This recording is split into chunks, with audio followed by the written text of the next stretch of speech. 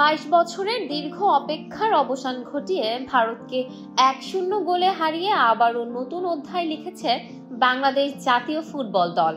2003 সালের পর ভারত বিরোধী জয়ের যে দীর্ঘ ক্ষুধা সমর্থকদের মনে তীব্র হয়ে উঠেছিল, এই এক ম্যাচেই যেন সেই সব হতাশার পর্দা সরে গেছে।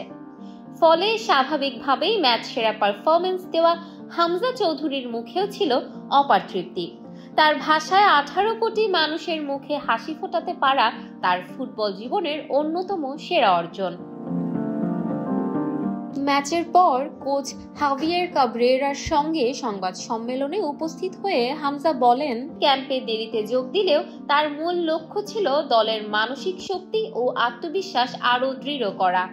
আগের 4 ম্যাচেই বাংলাদেশ ভালো খেলেও শেষ মুহূর্তের ভুলে জয়ের সুযোগ হাতছাড়া করেছিল, যা খেলোয়াড়দের ভেতরে হতাশা তৈরি করেছিল।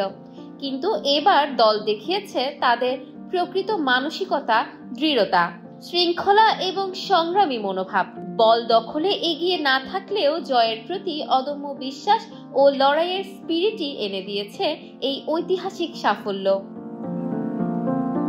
এশিয়ান কাপ বাছাই পর্ব থেকে আগেই বিদায় নিশ্চিত ছিল, তবুও ভারতের বিপক্ষে এই জয় দলের জন্য এনে দিয়েছে এক ধরনের নতুন স্বস্তি ও আত্মতৃপ্তি।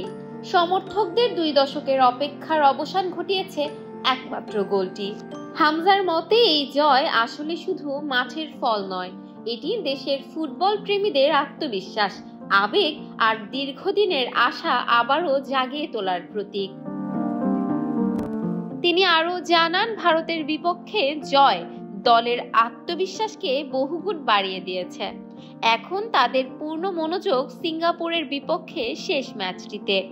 একই মানসিকতা ধরে রেখে আরও শক্তিশালীভাবে মাঠে নামার প্রত্যয় ব্যক্ত করে তিনি বলেন, দেশের মানুষের আনন্দ ও ভালোবাসার সঙ্গে নিয়েই তারা সামনে আরও দৃঢ়ভাবে লড়ে যেতে চান। Desk report, campus Times.